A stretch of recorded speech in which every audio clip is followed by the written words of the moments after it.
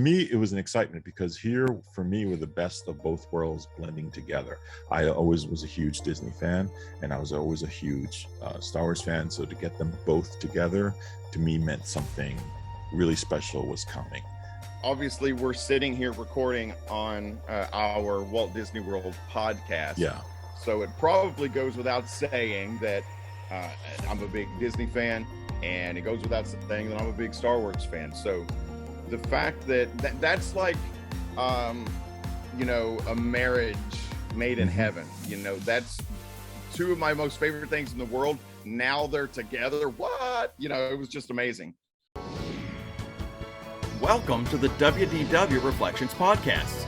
Here, we'd love to talk about the Walt Disney World Resort, the way we remember it, how it's changed, and why we still enjoy visiting the most magical place on Earth. So come with us on a podcast journey as we reflect on the WDW Reflections Podcast. Hey, y'all. Welcome to the WDW Reflections Podcast, your unofficial guide through Disney World memories and their connections to the parks that we know and love today. I'm Dewey, one of your hosts. With me today is my podcast travel buddy, Tony, coming to us from the Big Apple. What's going on, Tony? Hey, how are you, Dewey? I just wanted to say really quickly, May the 4th be with you. This is that week in which we celebrate everything to do with a certain movie franchise. A certain movie franchise. We may have mentioned that movie franchise on the show before. Yeah, probably more than most people who follow Disney parks care to talk about it. Yeah, probably so. We actually can't help it. We originally had another show planned for this week, as you know, just letting the audience know. It was going to be led by our co-host Ron, but unfortunately he's unavailable this week and he can't join us for this. But he's not as big a Star Wars nerd as we are, so we thought, being that it's May the 4th, we can't let that pass. Let's take a few moments and just think about what Star Wars even means. That's absolutely right. So Ron's not here to yell at us to stop talking about Star Wars, so we're going to go crazy with it.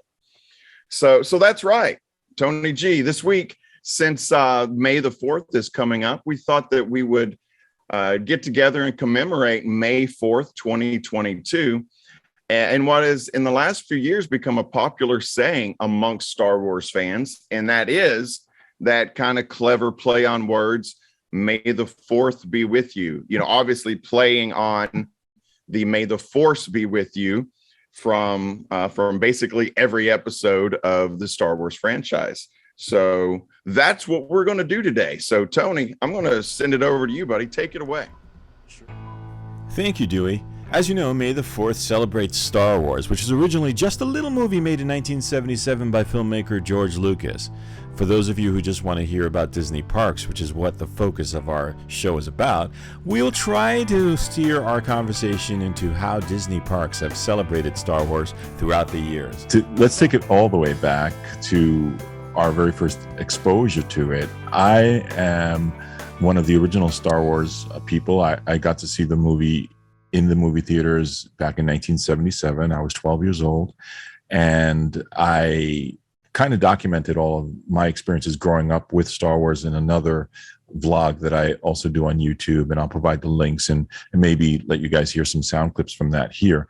But I'm very interested in finding out more about Dewey. Dewey's, for me, he's the next group that came in and became Star Wars fans. I'd love to know, what was your first experience with the Star Wars?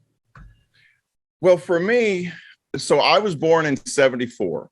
So when Star Wars, which later they kind of renamed A New Hope, when episode 4 came out, I was only 3 years old.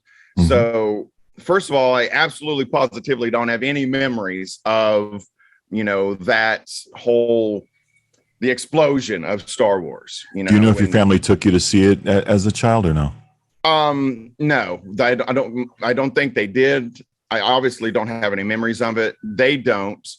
And they weren't big fans of Star Wars or anything. So by the time I came around and I guess you could say started as a kid, starting to develop my own interests and things like that, I started getting into Star Wars. So what I in my family really wasn't. And I'm the oldest kid, so there wasn't an older sibling or anything to influence me. What I do remember is probably around 6 years old, 7 years old, something like that. We had the cable TV was brand new. So we're talking, this is probably 79, 80, something like that. I remember the remote control wasn't a remote control at all. It was like a box. It almost like a computer keyboard, had a cord and everything that went to the box that connected to the TV. And it had like analog buttons. So if you wanted to go to channel 2, you push 2 or 4. And like, it was literally looked like sort of like those old Atari things, no? Well, it looked like a typewriter. It was, and it was attached with a cord or something, right? Yep. Right. And so I remember every single time I saw the 20th Century Fox fanfare come up, I thought I was Star Wars. I would get excited. I was like, yes, Star Wars. And then it would be something, because obviously 20th Century Fox made movies other than Star Wars. That's right. I was 6. I didn't realize that. So the fanfare, da, da, da, da, the 20th Century Fox thing. And I'll be like, yes, Star Wars. And then some other movie would start and I'll be like, what's going on? Where's Star Wars? So I can remember that it would, Star Wars would be shown on cable. And I was 6. I didn't know how to use a TV guide or any of that stuff, So it's not like I could prepare for it. I would just see the fanfare of 20th Century Fox and be really excited. And either it wasn't Star Wars and I would just be like, oh, or it was Star Wars and I would watch it again. Now, what made you interested in watching it? Were you a fan of that kind of thing, or was it just something about it that caught your eye? It just captured my attention when I was, 6-year-old Dewey. It was just, it was magical. It wasn't like anything else.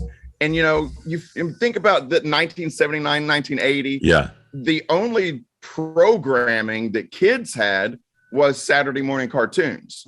Which if you're not familiar with those, go Google them on YouTube and take a look at the cartoons we had in the 70s or the commercials we had in the 70s. They are something lacking in those shows.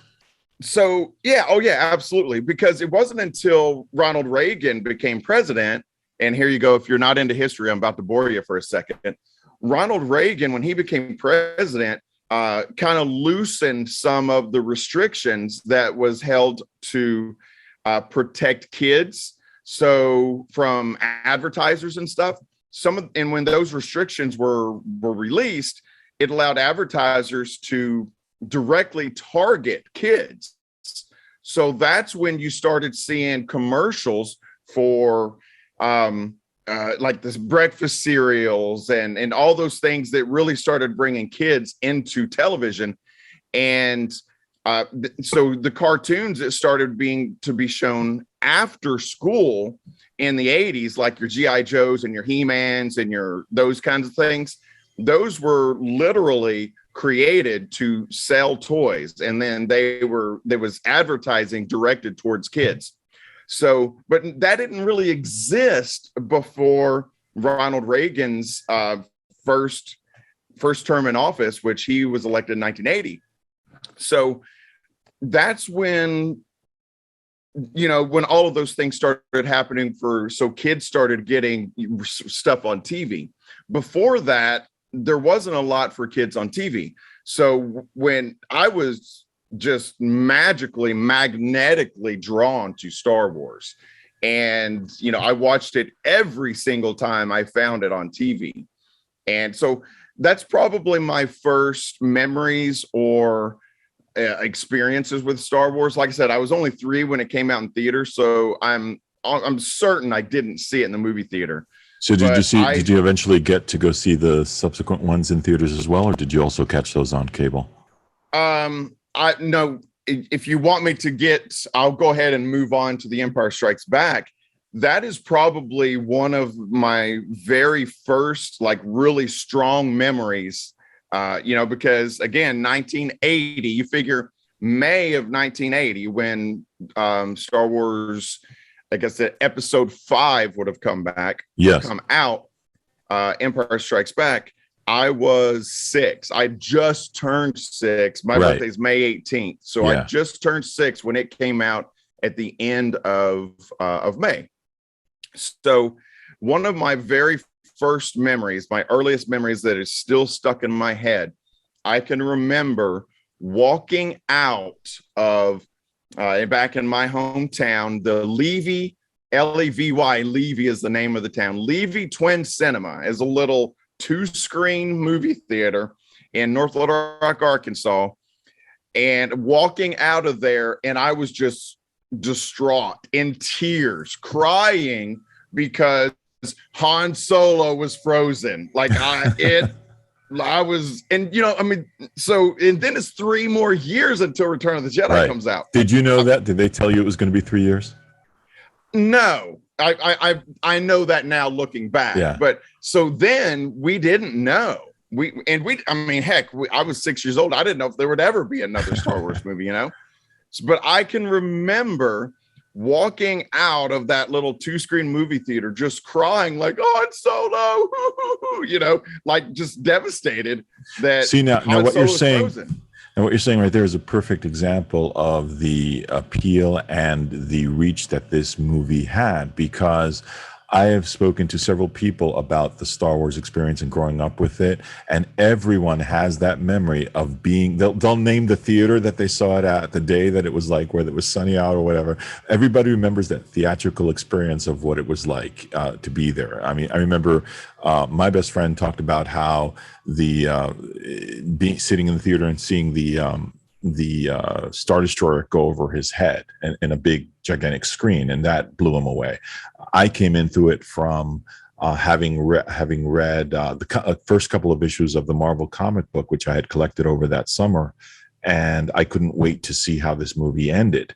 And I would look at the drawings and I'd be totally fascinated by it, because I said, how are they going to do this on a screen? I don't understand. And when I walked in, unfortunately, in those days, they let you walk in the middle of the movies. I don't think they let you do that nowadays. But we walked in the middle, and then we'd stay and watch the movie again to see the part that we missed. And we happened to walk in during the scene with 3PO and R2 in the desert. And that was my first introduction to it. And there was this thing that I saw in the comic book presented live on screen. I was captivated then. And you're talking about your response. I'm remembering the audience responding around me. I mean, the audience would cheer. When Darth Vader came out, the audience was booing because he was the quote unquote villain. I still and we didn't know that. Right. You didn't know Darth Vader. But no, we didn't. We didn't know that. Yeah, and but you just feel it.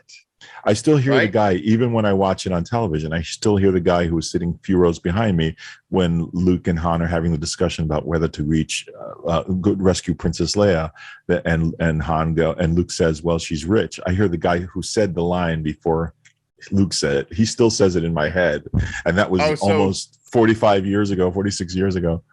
So it was your first viewing or whatever, but it clearly wasn't that guy's first viewing. He had seen it already. What was exciting about this movie for me was, again, I'm talking about May of 1977. We were just leaving school, and I had a classmate. Her name was Carrie, and her brother had seen it that night before the last day of school. And she had come back. She was wearing this button that said, "May the Force be with you." And I said, "What is that?" And she said, "Oh, my brother brought this button back. He said he just saw the greatest movie ever made." And that, intrigued me. I'm like, what is this greatest movie ever made? And how could it be the greatest movie if it wasn't made by Disney, is what my thought was at the time. But those are my experiences, and so of course I followed a lot of what was going on, and with The Empire Strikes Back, I mean, I stood online for that one, and I as I mentioned, I did cover all of this information. But so The Empire Strikes Back came out, you were traumatized, and you had to wait. My sister was a big fan of Harrison Ford, and she got very mad when she's my older sister. She got very mad when she saw the ending, because she said, "You mean I have to wait how long till we see the next part?" Because it was, as Dewey said, 3 long years between The Empire Strikes Back and Return of the Jedi. And what do you remember about that, or that period? So I told you about my Empire Strikes Back. You know, Yes. we went and saw that. So that year, I missed because with Star Wars Episode 4, the toys weren't available. You know, I now being a fan of the franchise for 100 years, I know about the entry, toys. the early bird. Right. Actually, exactly. Yeah. The early bird stuff. I didn't have that.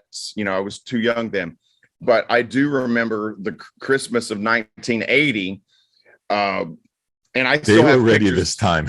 Oh yeah, they were ready, and I was ready to get it, to take it, give it to me. So I remember Christmas of 1980. I got Dagobah.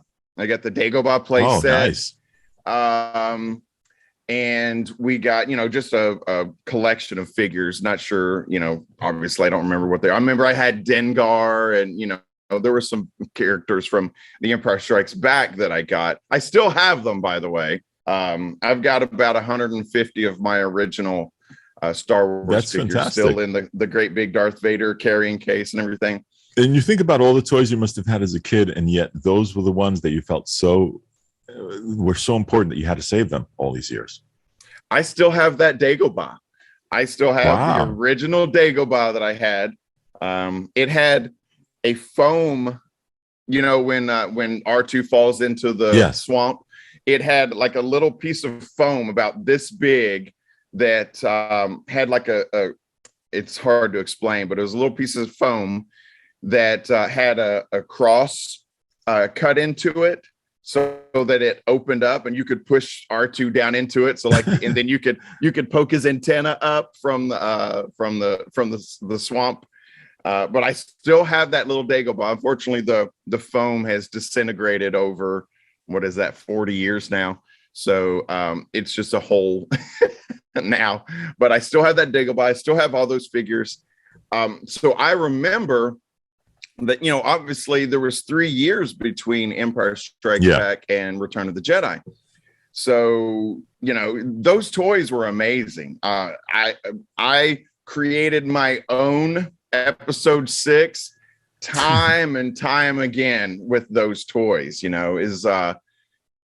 was just unbelievable. I mean, thank goodness those toys existed, because it was an enormously torturous 3 years waiting for the next. And there was no Disney Plus. We didn't have we had to keep going back to see it in the movie theater. Yeah. But there wasn't another story to anywhere, there was no, I wasn't a comic book kid, so there was probably comic books, but there were comic books, and there were a couple of novelizations that kind of went to places before the saga, but nothing continuing it. I didn't have access to any of that stuff. So I just created my own next episode all the time with my Star Wars toys. So when you saw Return of the Jedi, what happened then? So finally Return of the Jedi comes out. And so by this time I guess I'm 9. It was 3 years later. So 9 years old. And I can remember freaking out because Luke was wearing black. Right. And I was like, what does that mean? Is Luke bad now? Darth Vader wears black and he's the bad guy. So why is Luke wearing black? I remember even before I went and saw the movie, you see the commercials on trailers. TV. Yeah. And the trailers, and they show Luke Skywalker with the black glove on because we later find out his mechanical hand gets injured when he's fighting on Jabba's skiff. But so he's wearing the black glove and he's in a black suit. And I was like, what is going on? Why is Luke Skywalker in black? Like, is he bad now? So I remember that, just being so anxious and, just can't wait to finally see what we thought was going to be the last chapter. And I think it was actually billed as the last chapter of the Star Wars saga. It was. George Lucas was going through some personal issues at the time, and he personally decided this is going to be it for a while. even though he had at first claimed, I have magazines from 78 and 79 where it said it was going to be 12 parts and then 8 parts and then 9 parts. But eventually it settled down on just being those 6 by him, which leads us to, there was a period in there where there wasn't any new content, but somehow Star Wars stayed alive through video, through cable, as you said, and through merchandise. It stayed alive through 16 years between the time of Return of the Jedi and the prequel trilogy. And I know a lot of people don't like the prequel trilogy, but I'm not really going to that extreme. I'm talking about the Star Wars experience mostly here. So what do you remember about that? So it's funny. I refer to that as the dark times, the times. Which period? Between the times between. So we thought it was over. Return of the Jedi came out in 1983. We thought that was it. Yep. So between 83 and then to probably when we found out they were finally going to make new episodes, it was probably 95, 96, something like that, when Lucas was like, all right, we're going to go back and tell you how Darth Vader, blah, blah, blah. Yeah. So we're talking 12, 13, 15 years or so that there was no new Star Wars, and we didn't think there was ever going to be new Star Wars. So I referred to that as the dark times. Now, the only positive that I can tell you that came of that was that, so I was in 99, I would have been, hate math, like 25, I guess, 24, 25 years old. So in my early 20s, still a Star Wars nerd, I started going to yard sales and to flea markets, and I started scooping up Star Wars, mostly figures and toys, but I would buy books and comic books and all that kind of stuff. People, clearing out the garage, or the kids grew up and they're getting rid of all these boxes.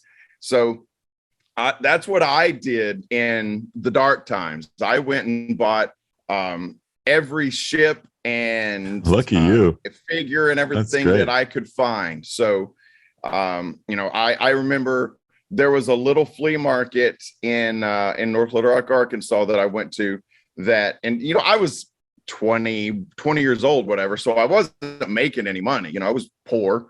But this flea market had a layaway system. So you could, pick what you wanted. They'd put it in a box, put your name on it. So I paid for months and months and months on this Star Wars collection. I remember that I got a B-Wing. I got Slave One, Boba Fett ship, probably 50 or 60 figures. Like I got all kinds of stuff from this flea market. So that's what I did. I just tried to keep it alive. I didn't play with the toys anymore, but I did collect them. So I bought a whole bunch of older collections from flea markets and stuff like that. And then around 94, 95, I guess it was Hasbro re-released a whole new line of Star Wars toys came out. And it was called the Power of the Force. Yeah.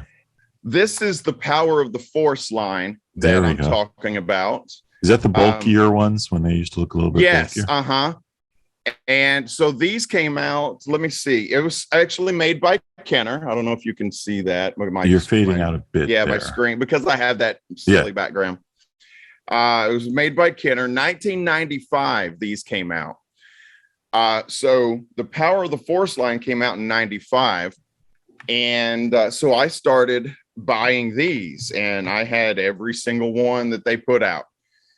And so that's how I kept my love of Star Wars alive until, they eventually announced the new series coming out. Now, right before we go there, I have noticed something that's happened specifically over the past several years, and that's that everybody and their in-laws seems to be somehow have been a Star Wars fan since 77, which I tend to disagree with. Do you remember when you were collecting this stuff? Was it looked at kind of weird as to why are you collecting that, or did you know other people who were getting it as well? Well, first of all, I was a Star Wars fan before being a Star Wars fan was cool. Yeah. We'll say that. There you because go. people, I guess you could say I was lovingly referred to as a Star Wars nerd. I wear that moniker proudly, but it wasn't something that back then you weren't like, it wasn't cool. You wouldn't be wearing that T-shirt to school. Let's put it that way. No. Oh, no. Well, first of all, you couldn't find it if you wanted it. Yes, right. You couldn't find Star Wars T-shirts. Mm-hmm. But yeah, people thought it was weird. They're like, "You're like 20. Why are you buying Star Wars toys?" You know what I mean? And I couldn't explain it. It was just that it had been with me since I was 4 or 5 years old. I remember it. It was. I mean, every single day I would play with those figures and that Dagobah play set. And when Return to the Jedi came out, I got the Ewok Village play set. So I assume like me, you were watching these over and over and over again as well, the movies on video? Well, eventually by the late 80s, I guess, is when VCRs came out. And remember, you could buy blank VCR tapes and then record your TV. So I had, cheap, horribly recorded versions that I would see the 20th Century Fox fanfare and I would go, and I'd hit record, So I had, badly recorded VHS tapes of Star Wars off of the TV. So yes, I had them and I watched them. Of course, we only had one TV in the house. So it was rare that you could get time on the TV that someone else wasn't there also. But whenever I could use the TV and put my VCR tape of one of the recorded episodes, and my dad wouldn't try to be watching wrestling or something, then we would watch it. I would try to watch it. And to move forward a bit, in '97 we had the reissue, the Star Wars special editions. Did you get to see them in the movie theaters? Absolutely. That was the first time I got to see A New Hope in theaters because, like I said, I was 3 years old. So yes, I absolutely positively did go see the special editions in movie theaters. And I joined the Air Force in 1999. So in 1997, when the special editions came out, I was still back home in Arkansas. I was probably, 19, 20 something at that time. So I saw them in the theaters back home in Arkansas. But yes, absolutely. And I saw them multiple times. I didn't just go see each episode once. I probably saw each one probably 3 times. Do you feel that your career in the Air Force was inspired by watching Star Wars at all? No, not a bit. Just curious. I'll tell you, honestly, the only reason I joined the Air Force is because I couldn't afford to go to college and I wanted to use the GI Bill.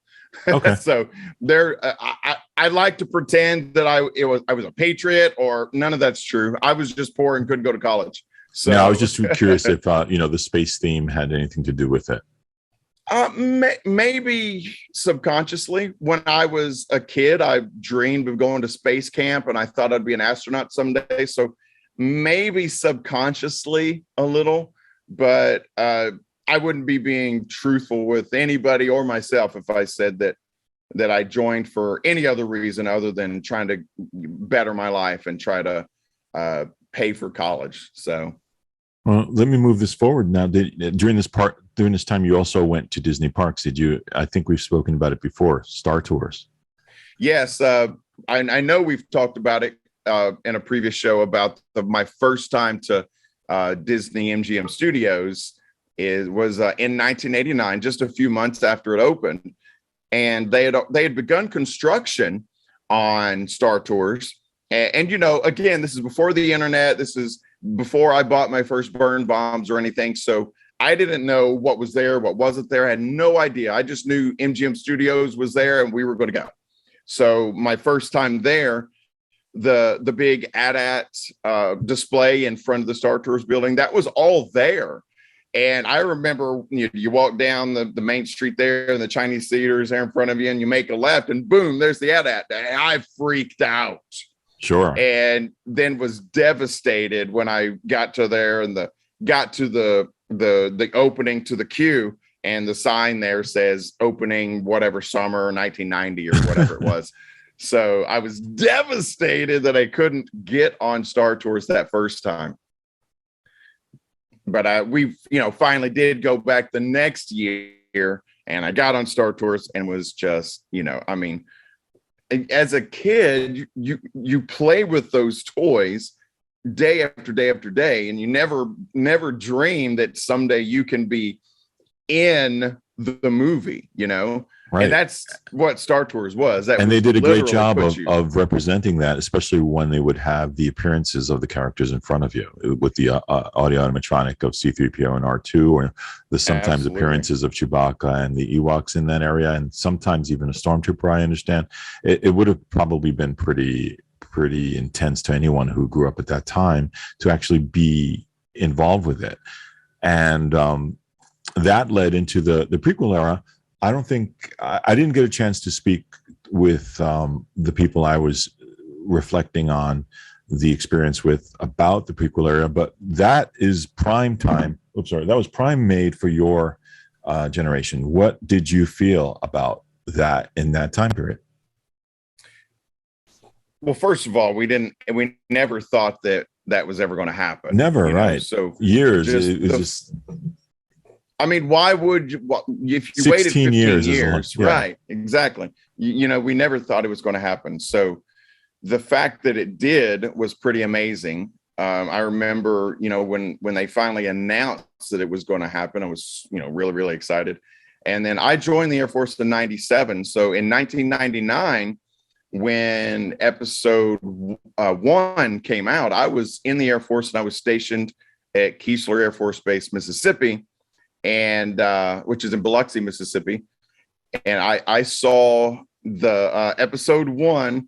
There was a casino down in Biloxi called the Imperial Palace, and it had the fanciest theater anywhere within 50 miles there. So I saw episode 1 7 times in the theaters there at the Imperial Palace. And I remember just being obsessed with Darth Maul. So many people. And I mean, so freaking cool.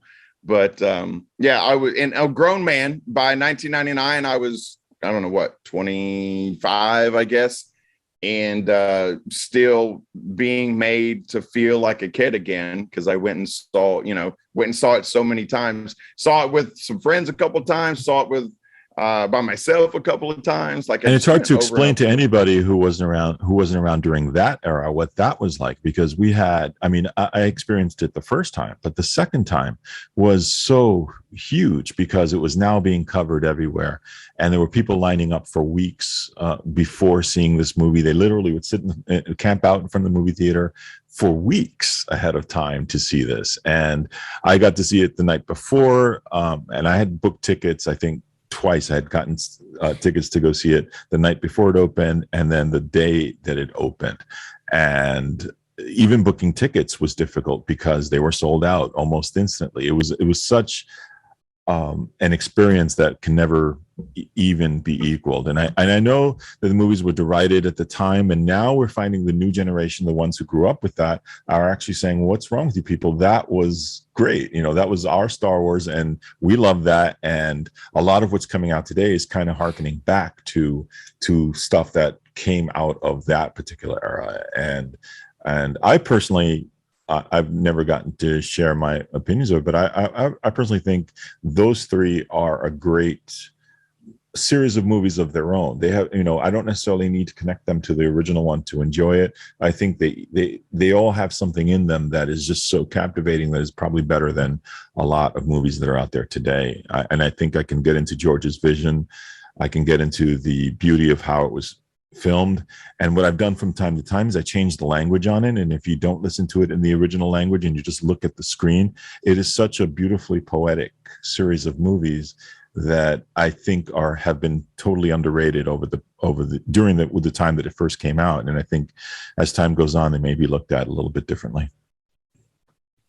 Yeah, I think they were pretty hard on old George Lucas back then. They were hard on him.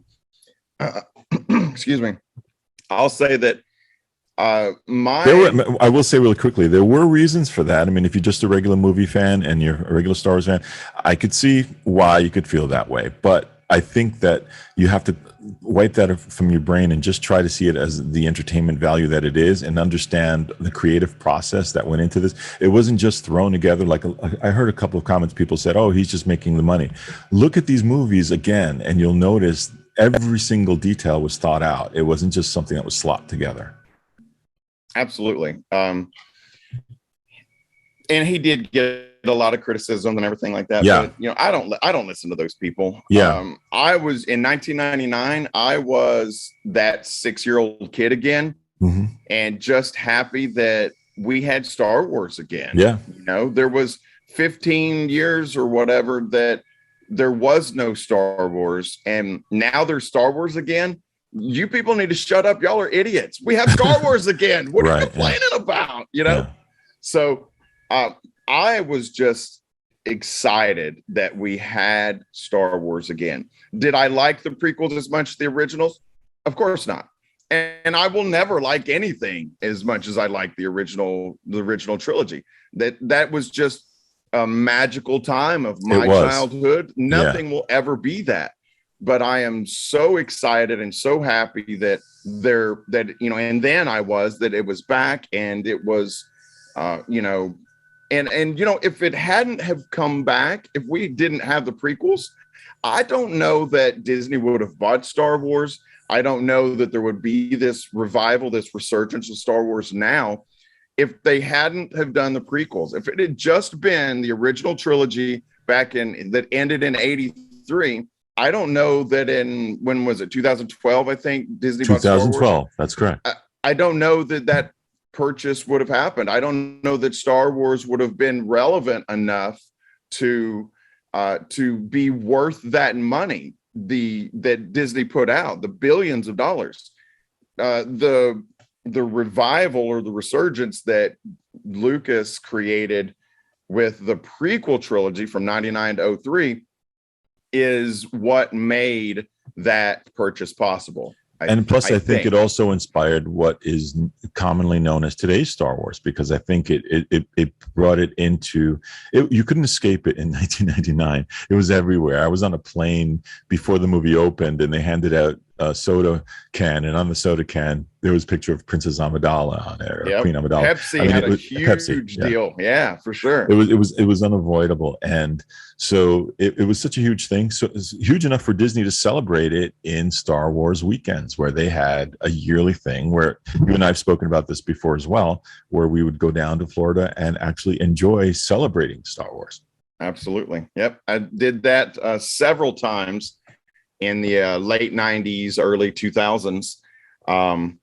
And again, that's when it started being cool to be a Star Wars fan. Yeah. And, and I was like, dude, where y'all been? I was here the whole time. Exactly. Right. But, you could, and we've talked about Tatooine Traders and everything there at the Star Tours ride.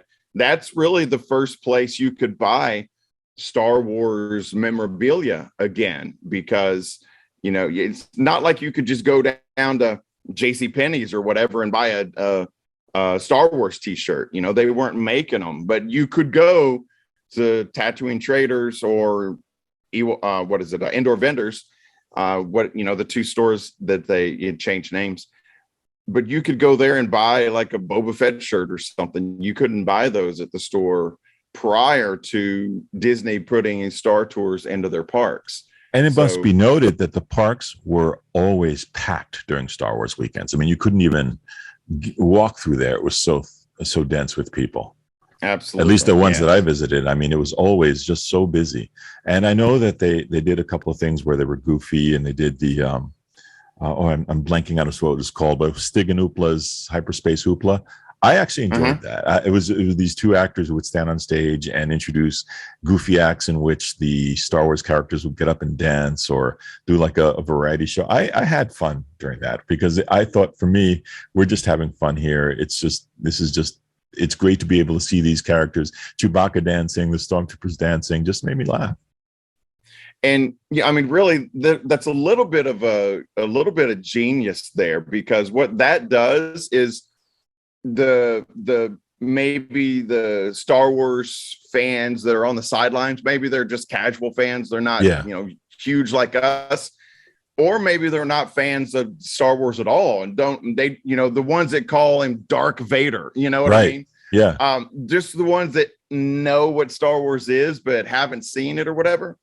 Those people are walking, down the street and they see Star Wars characters dancing to like disco or whatever they were doing. And that makes it relevant to the fan of music, or that makes it relevant to the fan of Disney, but maybe not a Star Wars fan. They're like, what is this? Why is Darth Vader dancing? You know what I mean? Right. And they stop, and now they're capturing the imagination or the kids that haven't seen Star Wars. The typical 5-year-old in 1999 or 2000 probably didn't see Star Wars, but now they're like, hey, what are these do? They're dancing. What is going on?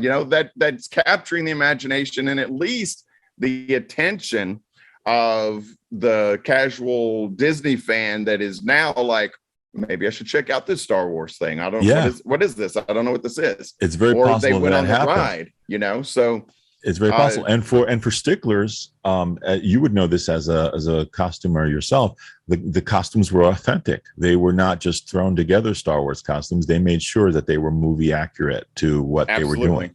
Yeah, absolutely. And this was our exposure to them wasn't just a Jawa with a big head. It was an actual person who was that high walking around as a Jawa. To be able to just like you can go stand in line and get your picture taken with Mickey Mouse, at Star Wars weekends, you could stand in line and get your picture taken with Chewbacca or Darth Vader or whatever. And, before the 501st and, all the you can see those costumed people all over the place now. But before that was unbelievable to be able to stand next to Darth Vader and get your picture taken with him. And Star Wars weekends at Disney World allowed that. So for a Star Wars nerd like me, that was unbelievably cool.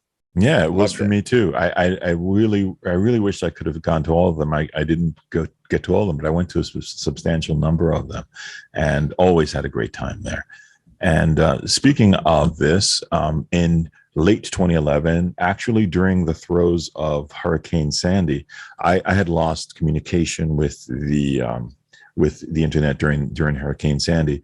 And when I finally did get some kind of internet connection, something popped up on my screen about Disney buys Star Wars. And that was the only thing I got. I couldn't see anything else because my internet didn't want to work any further. And I was like, oh my God, Disney bought Star. that was, for me, that was the best part of Hurricane Sandy, is being able to see that notification. For me, it was an excitement because here, for me, were the best of both worlds blending together. I always was a huge Disney fan, and I was always a huge Star Wars fan. So to get them both together, to me, meant something really special was coming. And I'm curious to know, what did you think about that announcement? Well, obviously we're sitting here recording on our Walt Disney World podcast. Yeah. So it probably goes without saying that I'm a big Disney fan, and it goes without saying that I'm a big Star Wars fan. So the fact that's like, a marriage made in heaven. That's two of my most favorite things in the world. Now they're together. What? It was just amazing. So I absolutely love that Disney bought Star Wars because, and no offense to George Lucas, but that dude was, whatever, 60 something years old, 70 something years old, whatever. He was ready to retire, and he didn't want to make more movies. But he knew that someone out there wanted to see more movies. So it was really, I think that was like the last gift that George Lucas gave us. He gave us the gift of Star Wars 40 years ago.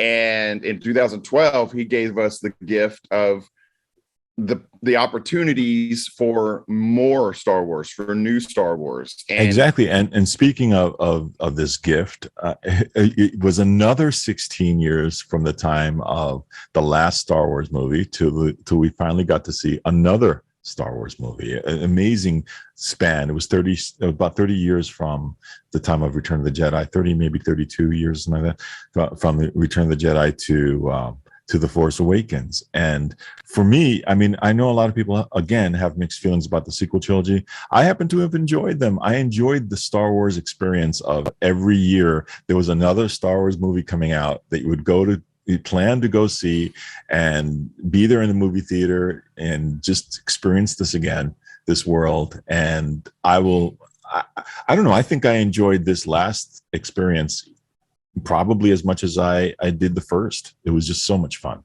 I mean, I know a lot of people have problems with the stories, but the experience to me overrides that. Here's my perspective on the sequel trilogy. First of all, I am not a movie director. Mm-hmm. I am not a screenwriter. I am not a movie producer. I am none of those things. I am what I would consider an enormous Star Wars fan. So does that mean that because I'm an enormous Star Wars fan and that I've been watching it since I was a kid, does that mean I'm qualified to make a Star Wars movie? Absolutely not. So from my perspective, when I was 7 or 8 years old playing on my front porch with my Dagobah playset and my Dengar action figures, did I ever come up with storylines similar to what were in the sequel trilogy? Nope. That's not what my brain thought of. But does that mean that because someone else's brain thought up those stories that it's bad? No, of course not. If I was qualified to be making those movies, then I would be, and then my Star Wars movies or what I think should have happened with Luke Skywalker, that's what would have happened. But that's not me. I'm a Star Wars fan. I'm not a Star Wars movie maker. So when I saw, the direction that some of the characters took in the sequel trilogy, is that what I would have done with them? Not at all. But I'm not a movie maker. I don't get to make that choice. I am a fan. I'm the guy that pays, $10 or whatever for a ticket, and I sit in the chair and I watch the movie. I'm just happy that I have that opportunity again. Absolutely. I mean, we were lucky enough to have one sequel. To have all of these sequels is just amazing. In 1983, we thought it was over. Yeah. And then in 2003, when episode 3 was out, we thought it was over.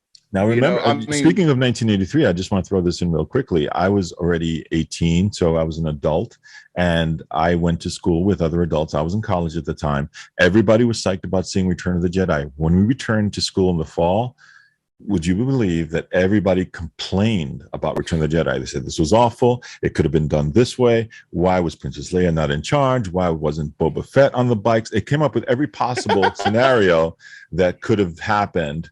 Almost, I mean, when I see what happened with the sequel trilogy, all I can think about is the same exact thing happened 35 years ago that I experienced, where people thought, Return of the Jedi was a piece of junk because it didn't happen the way I thought it was going to happen. Like what you just said about playing with the toys. Everybody's got this experience of what it means in their head, and when it deviates from that, they don't always quickly jump to it. Yeah, and that's the way I try to the perspective I try to take on it. It's not the Star Wars story I would have created, but thank goodness we just have more Star Wars stories. I mean, I'm just so happy that we do. We've got, obviously the sequel trilogy. We have Rogue One. We've already experienced multiple seasons of The Mandalorian. We've just finished the first season of Book of Boba Fett. Kenobi is coming out in a couple of weeks. I just watched last week. I just watched Solo for the first time in many years. What a great movie that was. That was so absolutely fun. And everybody complains about Solo. I think Solo is fantastic. It was really good. I hadn't seen it in several years, and I really, really enjoyed it. And really good. Speaking of which, I mean, Disney's kept this legacy alive. We'll get to the parks in a minute, but with continuing to have these shows, and the shows are now available on Disney Plus. Have you gotten a chance yet? I know you were mentioning you were making your way through the Clone Wars. Have you seen the Bad Batch yet? And you know what? Maybe people are going to yell at me now. I'll be honest with you. As I'm a gigantic Star Wars fan, I did not enjoy the Clone Wars, the animated series. I didn't watch it when it came out. And then, so about a year ago or so, I said, all right, I'm finally going to watch the Clone Wars. And I started watching it, and I would watch, one episode or so at a time, maybe two. And in the morning when I work out, I usually put on TV, and so I'm like lifting, weights or whatever. And I would put an episode on. I got through 2 seasons. I think I started season 3, and I was like, I just don't want to watch this. I know what you're saying, and do it for me. I only got of the original show. I only got as far as season 4 myself. I totally get where you're coming from, but my wife and I recently we needed something to watch while we were having lunch at one point. We started watching the Bad Batch out of context without even knowing what it was about. That was great. There's just you don't really need to know anything that happened beforehand, but it just the series, I think it's like 10 episodes. It's a really well put together little series, and it was really very good. I recommend it. Now, I did watch Star Wars Rebels, and I enjoyed Rebels. That was animated was and everything with Ezra and all that. I don't know why. I just couldn't. I know I could never get that. I did too. Honestly, I have many times tried to watch the clones. I even wanted to go back to see what the Ahsoka story was, but I can't make it through there. But maybe now I will. But I'm glad that it's there, because it's there for the other folks who can enjoy that kind of stuff too. And did any of this, by the way, inspire you to become a member of the 501st? Did I ever mention? Did we speak about that? Just the fact that I was a Star Wars fan for my whole entire life, is what inspired me. And it was actually kind of funny. I never, I was aware of the 501st for a long time, but I never thought it was something that I could do, because I'm not a crafty person. I can't build things. I'm not good with my hands. So I never thought it was something that I would be able to do. But we had an event, like a community event at the high school where I'm a teacher, and, all different companies or if you have a bakery and you want to, bring your cookies to the show or to the community event there at our high school, then you can do that. So all kinds of people come to this event, and they walk through the school and meet new people and stuff. It's the whole thing. So the 501st here in Delaware was at that community event at my high school. And, me being the Star Wars nerd, I was like, oh my God, it's Boba Fett. I was freaking out. So I, just started talking with them and met a few of the characters and found out that they were, just really cool people, just, silly Star Wars nerds, just like me. And so I made friends with them, and they helped me put together my first costume. And I mean, they're really cool, really helpful, because a lot of them are crafty and good with their hands and can build anything. So what's cool about the 501st in that community is just because I wasn't good at it and can't do those things alone, we have what's called an armor party. We do those a couple of times a year, and you bring the armor that you've bought, the raw, unfinished armor that you have to cut and sand and paint and weather and the whole process. And these armor parties bring together all the people from the 501st in your local area, and you do it together, you build it together, and the people that are good at it can help the people like me that aren't good at it. And so what I've found in the 501st is that it's people with, common interests, which in this case is Star Wars, get together, and we just enjoy our love of the movies and the franchise. And we get to live the dream that we wanted to when we were kids. I always wanted to be a character. So now I can dress up like a character. And the best part about it is going what we do. Like, we do Make-A-Wish events with sick kids and stuff who just want to meet Darth Vader or whatever.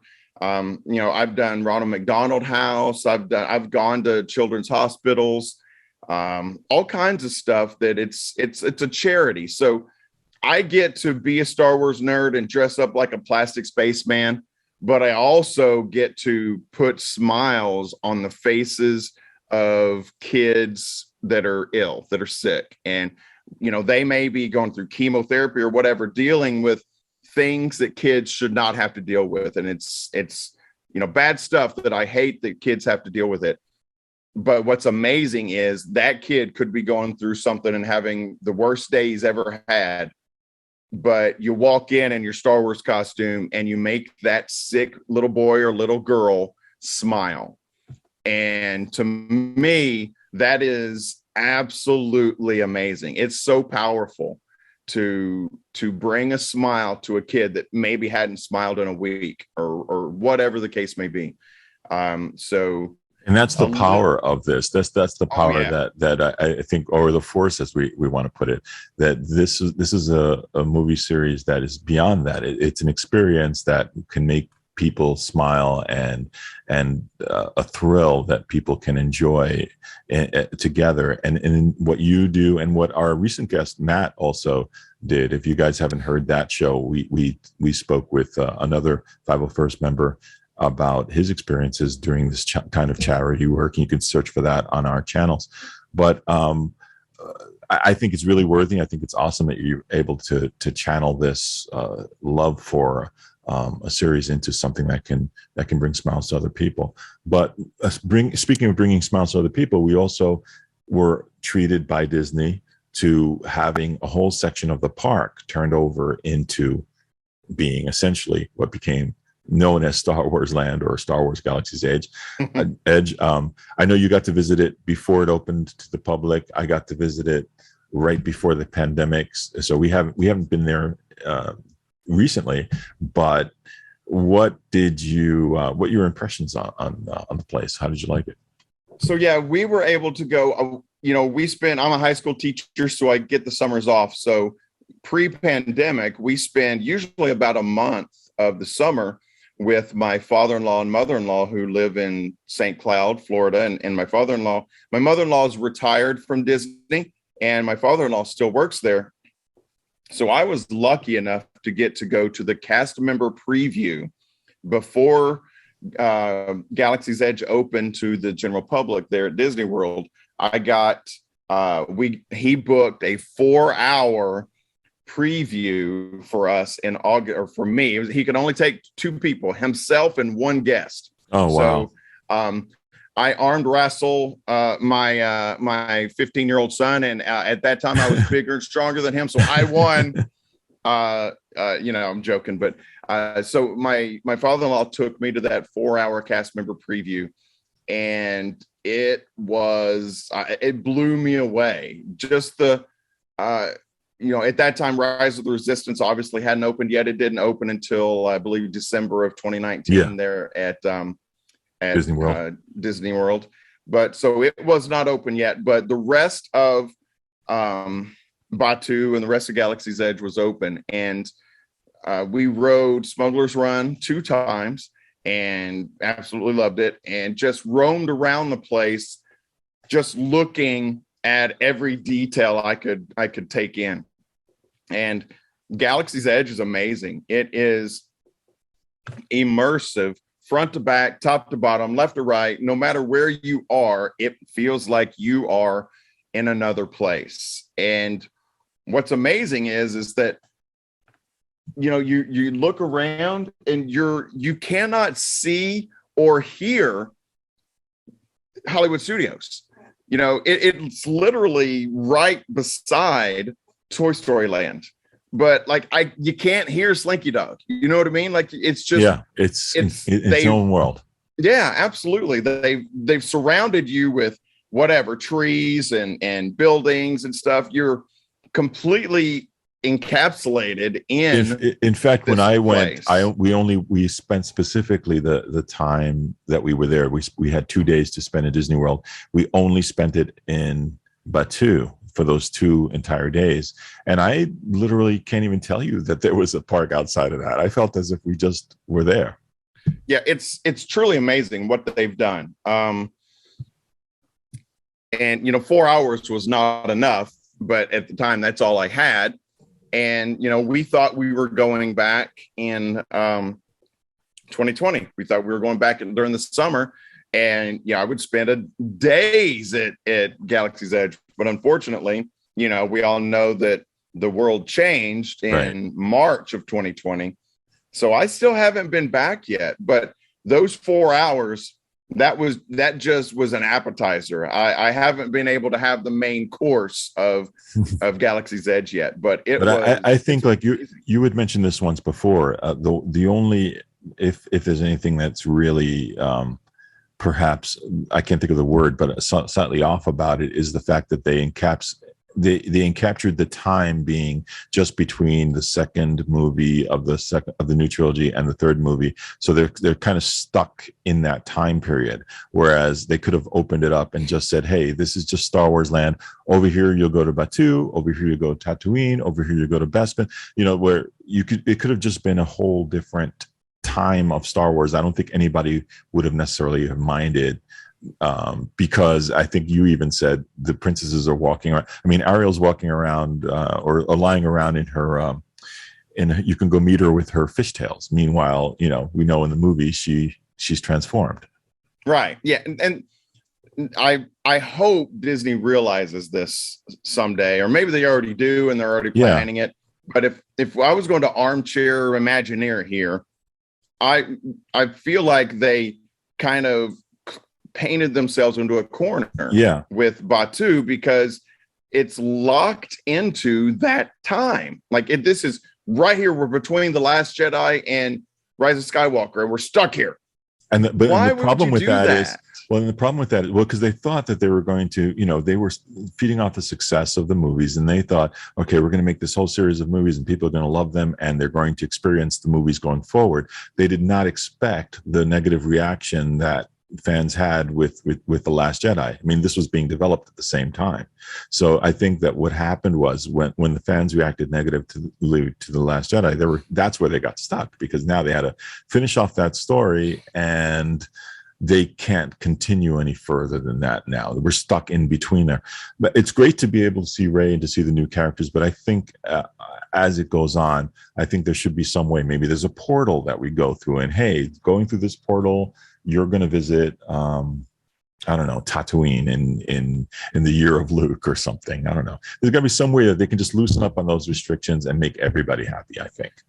Look, when I go to Disney World, I don't care about that story as far as like when if I'm at the Magic Kingdom and I walk from Fantasyland to Adventureland, I'm like, hey, that doesn't make sense.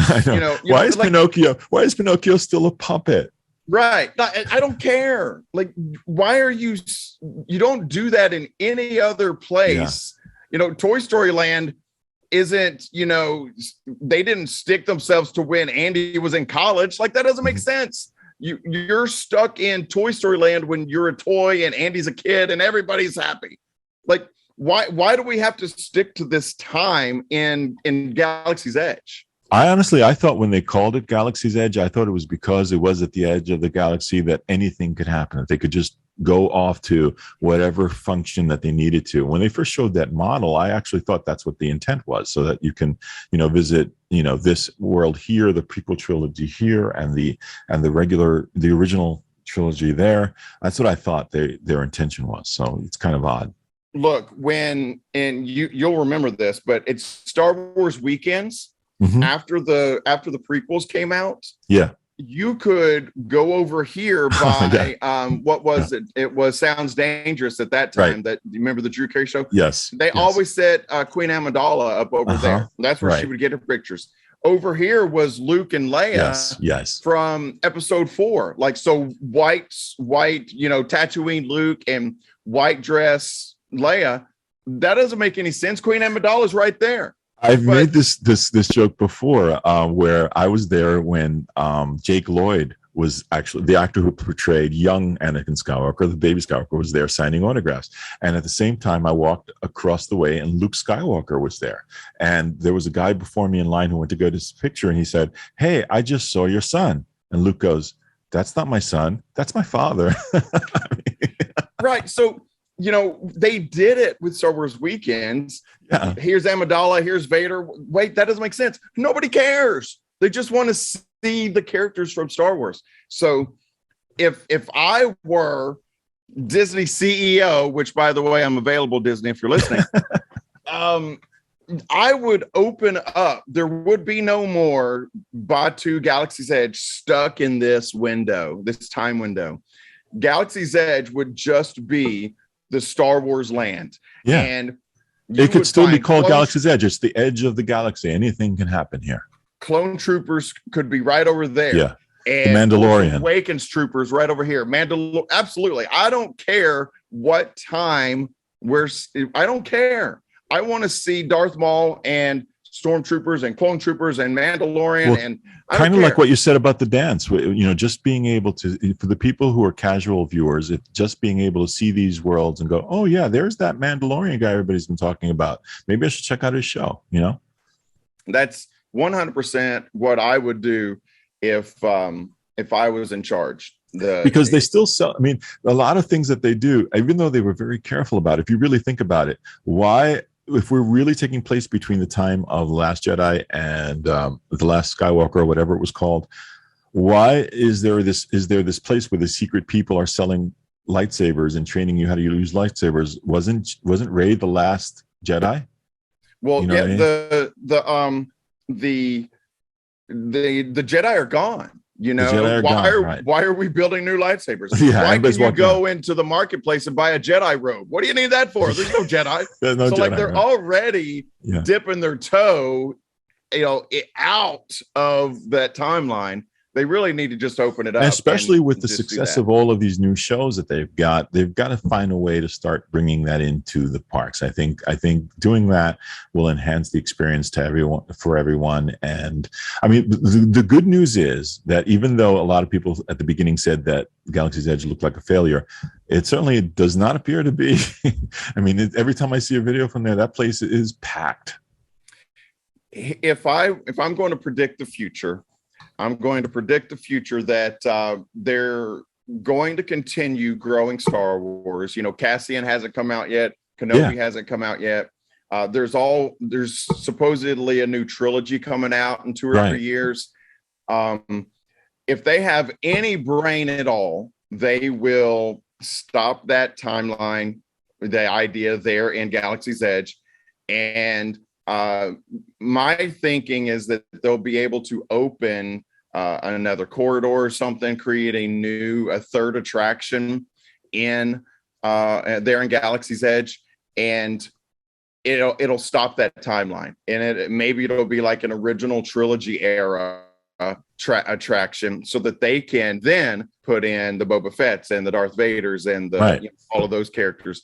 That's if they have any brains at all, that's what they will do. To be kind of fair, they still do have that presence of those characters in the other part of the park, the studios. Those characters still make appearances there for signings and things like that. But I think if you just confine them all into that section, it would make more sense. Absolutely. And I hope that's what they do.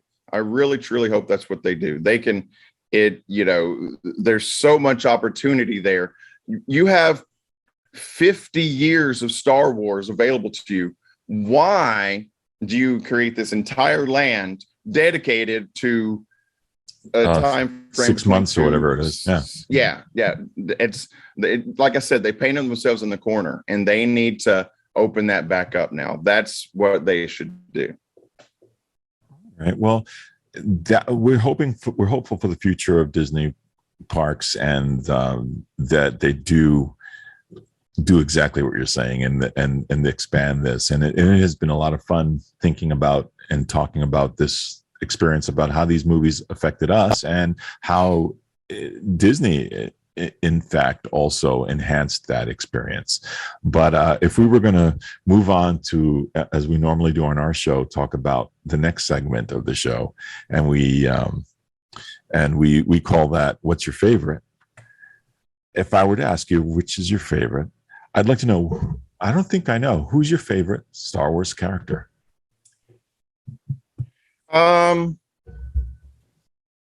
It's got to be Darth Vader. It's got to be really? Darth Vader. I'm a dark side guy. I'm an Empire guy. I don't know. Maybe I'm dark and twisted. I don't know. Maybe that's just my personality. I have been obsessed with Darth Vader since I was a kid. Absolutely loved him. The red lightsaber is just so super cool. The suit is cool. Before the prequel trilogy came out, you didn't know that, and you really didn't even think about that at one point, Darth Vader was this cute little boy that lived on a desert planet. Like, we didn't know any of that stuff. We knew that his name was Anakin Skywalker once upon a time. We found that out, later. And no spoilers, in Empire Strikes Back, we find out who Darth Vader was. Right. But I've just always been and just absolutely love Darth Vader. He I don't know. It's just, he's big and tall and the black suit, and he's just, in charge. He was just the guy. Everybody was afraid of him. And he had the greatest theme. Actually, I had a music teacher in college who even called it the greatest movie theme ever for a character. And he explained why. I don't remember the reasoning behind it, but he had such a great theme that everybody knows. Oh, it's instantaneously identifiable. Like when you hear bum, bum, bum, what it is. It's almost like Jaws, when you hear that, yes. You know what's coming. Jaws is about to strike when you hear that music. When you hear bum, bum, bum, you're like, oh man, Darth Vader's coming. It's about to go down. He's just the guy. I absolutely love Darth Vader. Always have. It's Darth Vader for sure. Gotta be Darth Vader. Well, for me, it's on the other end of the spectrum. It's actually what turned out to be Darth Vader, or Anakin Skywalker's creation. I had, as I mentioned before, my first exposure to Star Wars was through comic books. So the first thing that I saw was this very humorous interaction between these two robots, and I was laughing hysterically as I read the comic book and reading how they would interact with each other, and I was curious to see how that would look on a screen. And one day my sister came over in August of '77 and showed me this cover of People magazine that had a photograph from Star Wars, and it was C-3PO. Look at me doing the hands here. It was C-3PO, and it just caught my attention and caught my eye. I was like, oh my gosh, that's what it's going to look like. That's what it's going to look like in person. And as I mentioned, I walked into the movie theater and saw that. And any of you watching the video of this, I've got my little fuzzy pal right here that my wife gave me. I mean, he's pretty much all over my house. C-3PO is my favorite. He makes me laugh. He was like the sounding board throughout the entire movie. And when I first saw the movie, Han Solo was my favorite. I mean, he was everybody's favorite when I was a kid.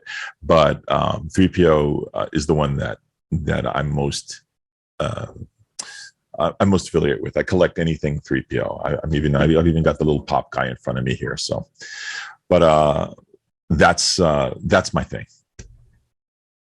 I thought you were going Han Solo, so I'm glad that you threw that in there at the end. That when you were younger, he was your favorite. If I was going to guess, I would have guessed you were going to say Han Solo. If I was going to say the human characters, but then again, it changed because I also identified with Luke's journey when I was a teenager. So Luke was also, my father was, as I've mentioned before, much older. So Luke's journey in The Empire Strikes Back, Yoda will always remind me of my dad. And he even kind of looked like that. I used to tell him that. I said, you remind me of Yoda. So, but Han, I mean, how could you not laugh at everything that Han said when you first saw that first movie? I mean, he was the greatest character, Calm and cool. Yeah, he was he was awesome. the cool one. But C-3PO always makes me laugh. I always love seeing 3PO in anything, and Anthony Daniels, whose name I found out was pronounced Anthony, not Anthony, even though I pronounced it Anthony for years. Every time I can see him in an appearance, I try to go see him. I saw him at Disney World. I saw him at Star Wars Celebration. I saw him do a talk about his book. I just love the character, and I hope that we get to see him again in the future. In fact, I think Disney Plus is developing a show about the droid, so I hope he features in that. And speaking of Disney Plus, another segment that we have is what's happening now. We're going to wrap this up real quickly, but what's going to be happening this month is this week there are a lot of May the 4th celebrations all over the affiliated sites with Disney and Star Wars and all that. But at the end of this month, I think everybody is hyped about this new series on Disney Plus, which is called Obi-Wan Kenobi. How are you feeling about that one? Look, the absolute, positively, no doubt about it, hands down, best part of the prequel series was Ewan McGregor as Obi-Wan Kenobi. That dude stole the show. It was just absolutely amazing. And I don't think they could have come up with a better idea. There's nothing else in the Star Wars saga that I want to see more than what we're about to get. The period between the end of episode 3 when Obi-Wan Kenobi, just beat Anakin / Vader on Mustafar and took baby Luke. I don't know that there's anything else I want to see more in the Star Wars universe than what is coming. Have you seen the trailer? Yes. Just so excited knowing that Hayden Christensen's coming back and going to be Darth Vader. Yeah. Not only Hayden, I mean, it's amazing that they got all the actors back, including the couple who played Aunt Peru and Uncle Owen. Yes.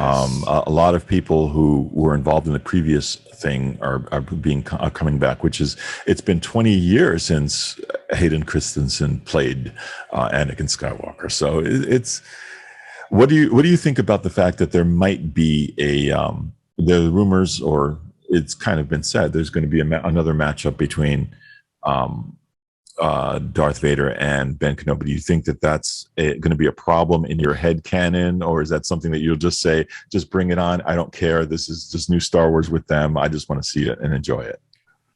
Look, in episode 4, when Obi-Wan and Vader meet on the Death Star, Vader says, "We meet again at last. Mm-hmm. When I left you, I was but a learner. Now I'm the master." Right. There's no timestamp on that. Exactly. You know what I mean? So doesn't mean that they never met between episode 3 and episode 4. It just means that the last time you were still better than me. And maybe that's the case. There's a few lines to that effect where Vader's saying, no, Obi-Wan's got another plan. I'll deal with him myself. He's here's when we don't know what other plan he's talking about. How does he know? It's been 20 years.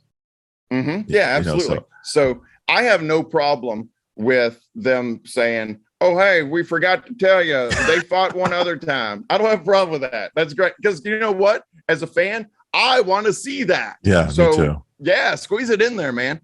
Yeah. And as much as I love episode 4, and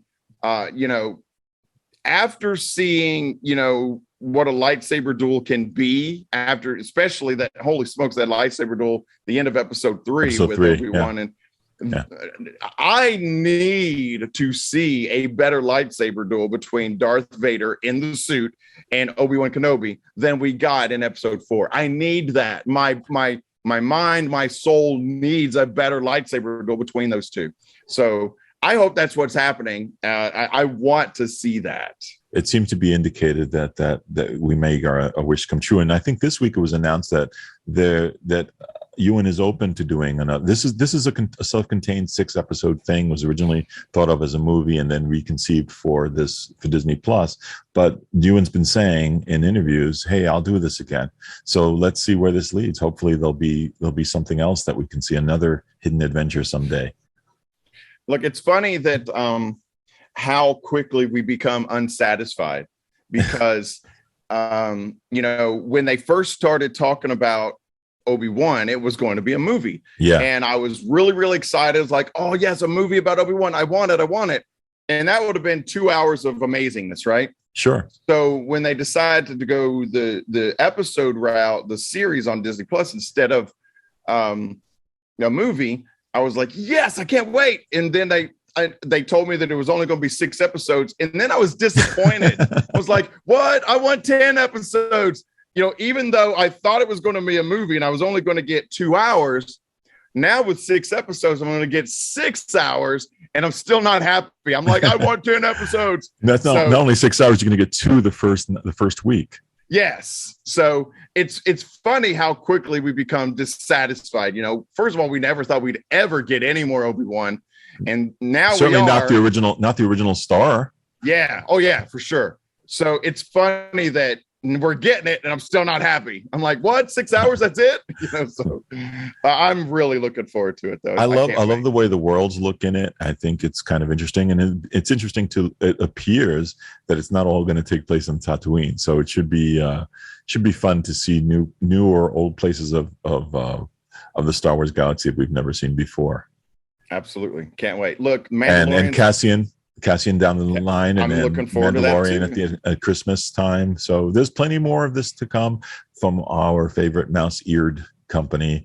I will take it, and you know what? It doesn't matter if I like it. I like it. If I don't like it, I don't like it. Like you were saying about the Clone Wars, I'm now also don't follow the Clone Wars. So but that's for somebody else. I have never seen the manga ones. That's for somebody else. I watch the ones I like and go on. And if for some reason Obi-Wan's not good, well, it's not going to ruin anything for me because this entire experience has been like unlike anything that there's ever been before. Absolutely.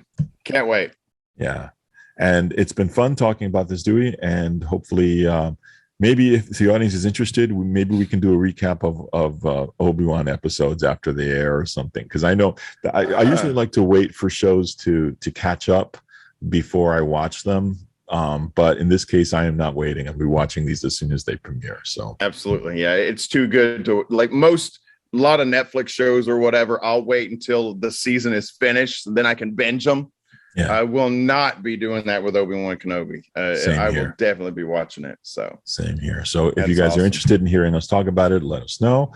And you can check out our video if you want to see some clips and things related to what we're talking about today. I might add some bonus clips to this particular show because it is the week of May the 4th. And for me, it's always Star Wars month. I used to celebrate every May 25th. I used to celebrate Star Wars Day because that's the day the original movie opened, and I would listen to the soundtracks and watch the movies. So now that we have an official quote unquote holiday, May the 4th be with you.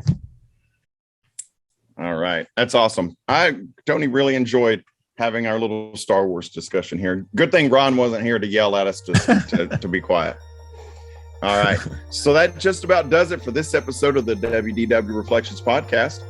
Please find and follow us on all of our social media accounts. We can be found on Facebook, Instagram, and on YouTube at WDW Reflections Podcast, and on Twitter at WDW Reflections. This podcast can currently be found and played on many podcast platforms, including Spotify, Apple Podcasts, and Overcast. If you love the show, please leave us some feedback on Apple or on Spotify. Those positive feedbacks help the show reach a larger audience, and it helps us grow.